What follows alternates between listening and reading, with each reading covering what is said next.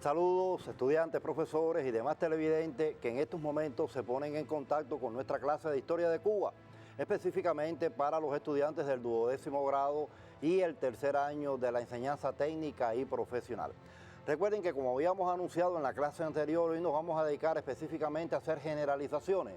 Creo que siempre es muy oportuno, lo habíamos hecho con el tema número 5, ya terminamos la primera etapa de la revolución, o sea, el periodo de 1959 a 1961, donde vimos elementos que eran importantes, que nos definían, porque estábamos hablando de una etapa democrático, popular, agrario, antiimperialista.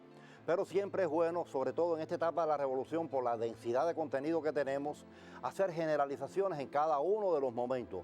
Por eso, ya terminamos el primer periodo de la revolución, vamos a generalizar, y la clase de hoy precisamente es una sistematización de todos esos contenidos. Aspectos que son básicos. Recuerden que siempre dijimos desde un inicio que la revolución en el poder la íbamos a darle tratamiento a partir de líneas generales, o sea, a través de ideas rectoras que nos sirvan de base, donde trabajamos el proceso que se da a inicios de la revolución, el tránsito del gobierno provisional al gobierno revolucionario. Vimos las primeras medidas, las primeras agresiones tanto del imperialismo como de la contrarrevolución, el apoyo de las masas a esa revolución y a todos los cambios que están efectuándose, pero además ya hablamos de política exterior.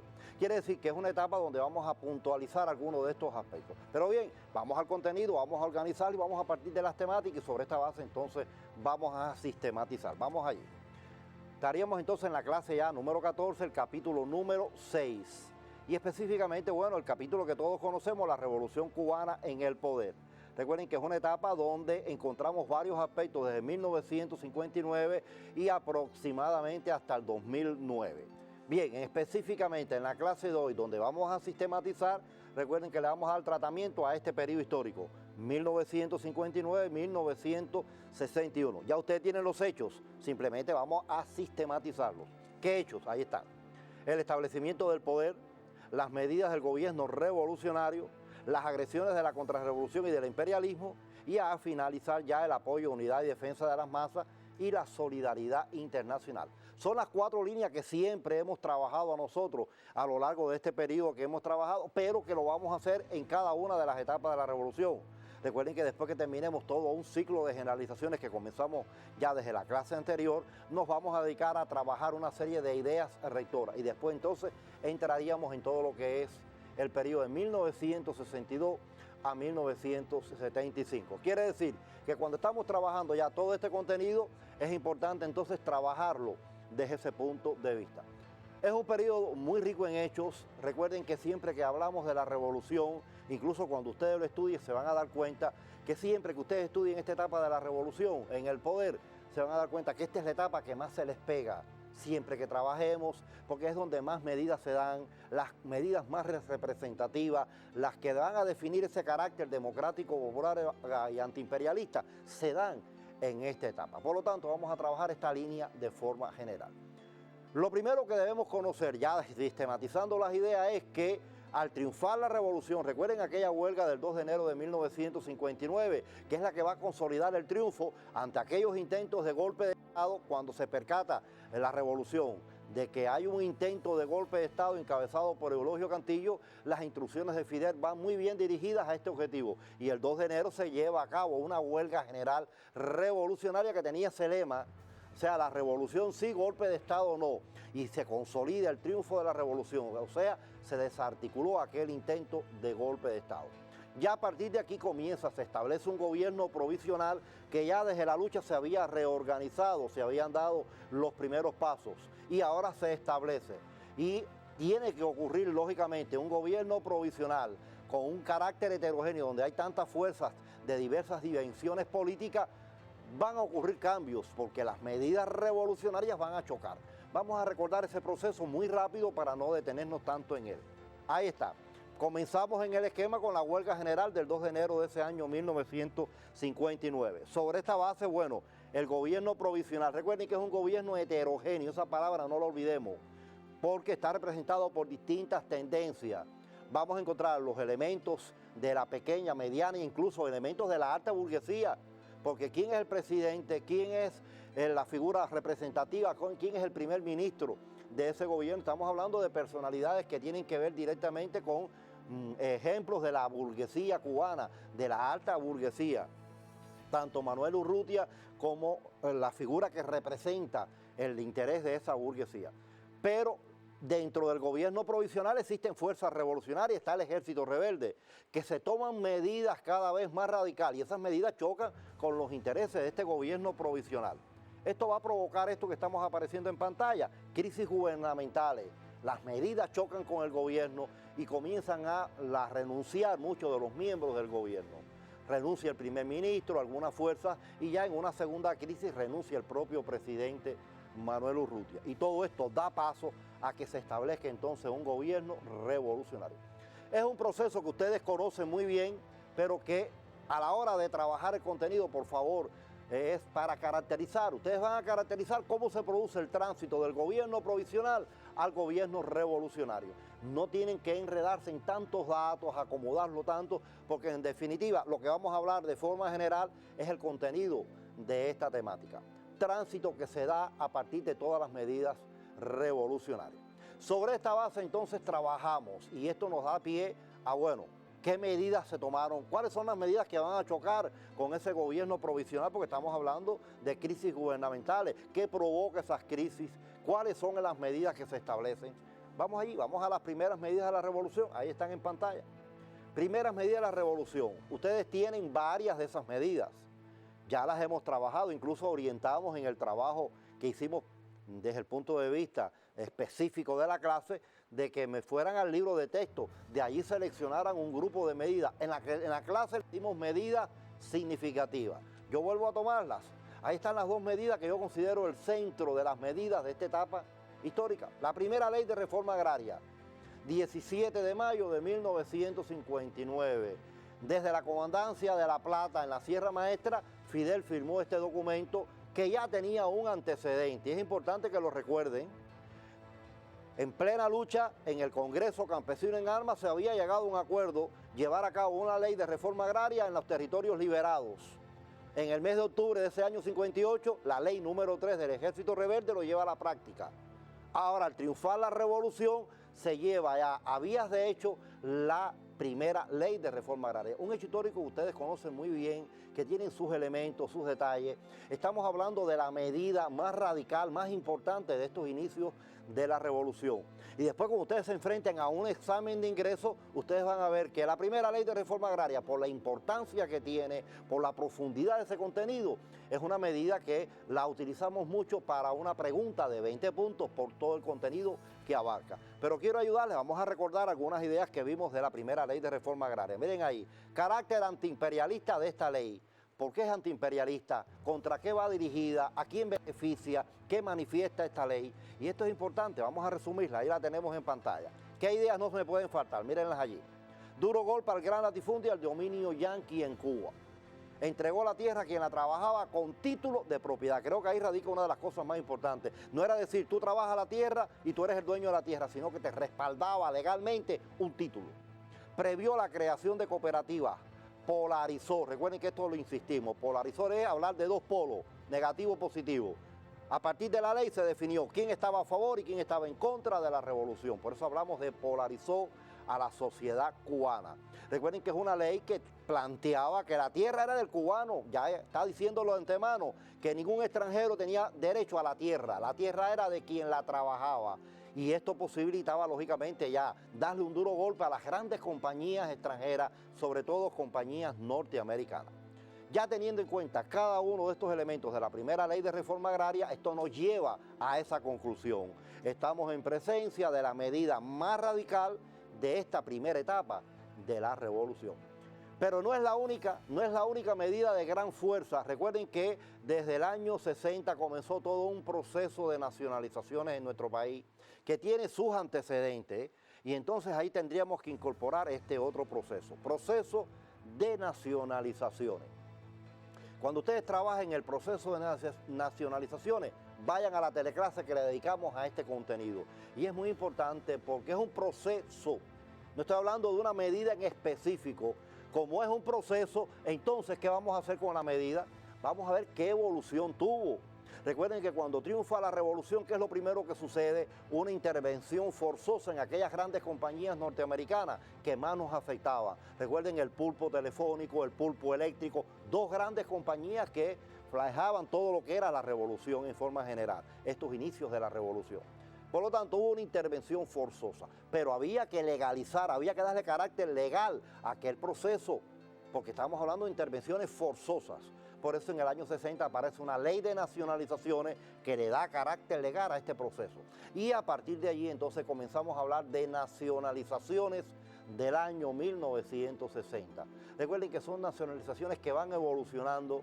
Comienzan primero contra las compañías y propiedades extranjeras, sobre todo norteamericanas, centrales azucareros, todo lo que era la industria de forma general. Ya la tierra se había definido con la primera ley de reforma agraria, donde la máxima extensión era de 30 caballerías en el cubano. La tierra pasaba a ser del cubano, no de los extranjeros. Y entonces ya ahí recibió un gran golpe el imperialismo y las fuerzas de otros países. Pero estamos hablando ahora de nacionalizaciones de la industria y otras propiedades que ellos poseían.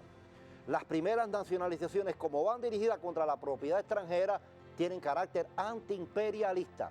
Sin embargo, las de octubre, las del mes de octubre, ya vamos a hablar de nacionalizaciones de un carácter socialista.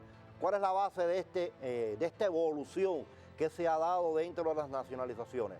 Porque ya al final va dirigida específicamente contra los propietarios nacionales. Y entonces toda la propiedad pasa a manos del Estado, se socializa la propiedad en Cuba. Por lo tanto, estamos hablando de un proceso de nacionalizaciones donde hay una evolución de un carácter antiimperialista a un carácter socialista. Por lo tanto, las nacionalizaciones como proceso también puede ser una pregunta de 20 puntos en el ingreso y ustedes tienen que reafirmar desde aquí, desde esta sistematización, toda esta proyección. Estamos hablando entonces de dos medidas que son importantes. Volvemos al esquema, creo que es importante concluirlo, mírenlo allí. Antiimperialista y socialista. Y esto nos lleva, bueno, a esta conclusión. Las medidas de la revolución, todas estas primeras medidas de la revolución tenían como objetivo rescatar la soberanía nacional y aplicar la justicia social. Creo que ahí radica la esencia de estas primeras medidas. Por lo tanto, cuando hablamos de estas primeras medidas, claro que tienen que chocar con los intereses del gobierno provisional, de aquel gobierno que tenía intereses. Recuerden que había elementos de la alta burguesía, había banqueros, había toda una serie de fuerzas dentro del gobierno, chocan con estos intereses. Primero la ley de reforma agraria y ahora todo este proceso de nacionalizaciones lleva a esta radicalización dentro del propio gobierno. Pero es lógico, al ser afectados los propietarios extranjeros, el imperialismo y la contrarrevolución interna incrementan toda su agresión. El objetivo es destruir la revolución, evitar que esta revolución se siga profundizando. Y esta es otra de las líneas que trabajamos, cómo se da toda esta profundización por parte de las agresiones del imperialismo. Vamos allí, vamos a sistematizar. Pero bueno, yo no quería dejar esto por en el aire, porque estoy hablando de las nacionalizaciones, estoy hablando de todas las medidas. ¿Qué dice el comandante en jefe el 15 de octubre de 1960? Vamos a precisar porque estamos hablando de las nacionalizaciones de ese año 60. En una locución televisiva, él deja bien definido, y miren esto, 15 de octubre, terminando el proceso de nacionalizaciones, proclamó que se había cumplido en esencial el programa del Moncada. Únanme todo esto. Yo aclaraba en la clase cuando especificamos programa del Moncada, nos estamos refiriendo a las medidas y las leyes revolucionarias que habían quedado definidas en la historia me absolverá y que ahora se estaban llevando a la práctica. Por lo tanto, tanto la primera ley de reforma agraria como las nacionalizaciones llevaban a la práctica el programa del Moncada. Y esto nos da la posibilidad de lo que estamos hablando. Por lo tanto, vamos a las agresiones, porque estábamos hablando ahora ya de agresiones. Cuando hablamos de agresiones, igual, ustedes hacen una selección de ellas. Ustedes tienen la posibilidad, en el libro hay varias, hay más de 15 ejemplos en el libro de texto donde se manifiestan las agresiones tanto del imperialismo como de la contrarrevolución interna. Yo les sitúo aquí algunas de las más representativas. Ustedes pueden utilizar otras en este análisis, pero como estamos sistematizando, estamos puntualizando las que no se pueden olvidar. Mírenlas allí, la explosión de la cubre, que lo hablamos muchísimo en la clase, la ruptura de las relaciones diplomáticas, que es lo que da pie después para la futura agresión militar, Los sabotajes a la economía, ¿cuántos ejemplos pusimos en la clase de sabotaje a la economía, sobre todo a las grandes tiendas que existían, sobre todo en la capital? Y el hecho más que ustedes conocen, las acciones del mes de abril, del día 15 al día 19 de abril de 1961, los sucesos alrededor de Playa Girón, que los conocemos así, tanto los aeropuertos como ya la invasión directa por Playa Girón. Es un hecho que conocemos muy bien, pero recuerden que los esquematizamos, mírenlo aquí, pudiéramos esquematizar para que a la hora de explicar este contenido nos sea más cómodo, más fácil, mírenlo ahí. El bombardeo, recuerden que es el bombardeo a los aeropuertos, el día 15, el objetivo que perseguía, qué ideas perseguían con ellos, sobre todo destruir la aviación cubana para que esto diera posibilidades, era el preludio a una invasión. Recuerden la situación que se da en el país, el entierro de las víctimas de este hecho histórico, como el día 16, bueno, en 23 y 2 en la capital, se produce este entierro, esta reunión de Fidel con todo el pueblo y ahí se da a conocer ya el carácter socialista de la revolución. Ya a partir del día 17, bueno, los desembarcos de mercenarios por Playa Larga y Playa Girón y el apoyo de las masas. Y todo esto en conjunto con todo lo que ustedes conocen de este gran hecho histórico, estamos en presencia de la primera derrota del imperialismo en América. Creo que sobre esta base, si ustedes trabajan todo el hecho histórico a partir de este esquema, les va a ser mucho más fácil el trabajo que realicen. Porque estamos hablando de hechos que son importantes, sobre todo a partir de esta realidad. Estas son las agresiones, pero cuando hablamos de agresiones pudiéramos utilizar entonces cómo van a reaccionar las masas, porque ahí entonces establecemos toda una relación. Medidas que toma la revolución, agresiones del imperialismo y la contrarrevolución. Las masas que están beneficiadas por estas medidas van a defender la revolución, van a defender las medidas que se están tomando, que tienen un carácter de beneficio social. Por lo tanto, vamos a hablar del apoyo, la unidad y la defensa de las masas. Recuerden que esa es otra de las líneas que tenemos que trabajar. Hay hechos muy significativos. Recuerden que me gusta mucho que vayan a los ejemplos. Recuerden que yo insisto siempre que en historia, cuando estudiemos un contenido, es no para teorizarlo, sino es para hablar de hechos históricos. Si vamos a hablar del apoyo, defensa y unidad de las masas, hay que tomar los ejemplos que están en su libro de texto y que nos sirven de base para ello. Vamos a ver algunos de estos ejemplos. Mírenlo allí, 3 conceptos importantes: apoyo, unidad y defensa. Operación Verdad, ¿la recuerdan, no? Aquella primera manifestación de periodistas, Fidel denunciando todas las calumnias y toda la campaña aquella difamatoria de Estados Unidos. La creación de las milicias nacionales revolucionarias como el símbolo, pero no es la única. Recuerden cuántas organizaciones nacieron en la revolución en aquellos momentos, incluso desde el punto de vista de defensa. Recuerden los Malagones, que es la primera manifestación, la primera milicia campesina, ya las milicias nacionales revolucionarias y el papel que desarrollan estas milicias en la defensa de la revolución, sobre todo en Girón. La creación de organizaciones sociales y de masa, ¿cuántas no conocemos? Empezamos con los jóvenes, la Asociación de Jóvenes Rebeldes, los CDR, la Federación de Mujeres, la ANAC. O sea, empezamos a hablar de que las masas se unen, se organizan. La primera declaración de La Habana, un hecho histórico muy importante que ustedes tienen que detallar. Vamos un poco a esquematizarlo. 7ª conferencia de la OEA. A Cuba se le condena por haber hecho una revolución, por todo su desarrollo, una cosa ajena incluso a los intereses de la OEA, como dicen ellos, ideas extranjerizantes. Y esto lleva una gran condena. Objetivo de Estados Unidos en la OEA, sobre todo que se rompieran las relaciones de Cuba con el resto de la América, aislar a Cuba del panorama latinoamericano. Esto tiene una respuesta inmediata por parte de la revolución, ustedes la conocen, ahí está, primera declaración de La Habana.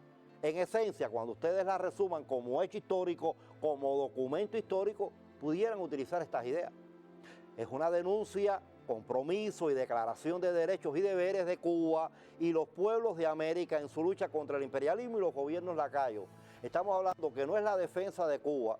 O sea, Fidel se reúne en la plaza con más de 1 millón de cubanos, crea toda una Asamblea Nacional General donde condena la actuación de Estados Unidos, la actuación de la OEA y sobre todo la defensa de los intereses de Cuba y de toda la América Latina. La proyección de todas estas ideas latinoamericanistas. Esa es la primera declaración de La Habana con toda la fuerza. Recuerden que estamos hablando de un hecho significativo. Continuamos porque hay otros ejemplos que ustedes pueden utilizar. La defensa en Playa Girón, la campaña de alfabetización. Son hechos históricos que ustedes pueden utilizar.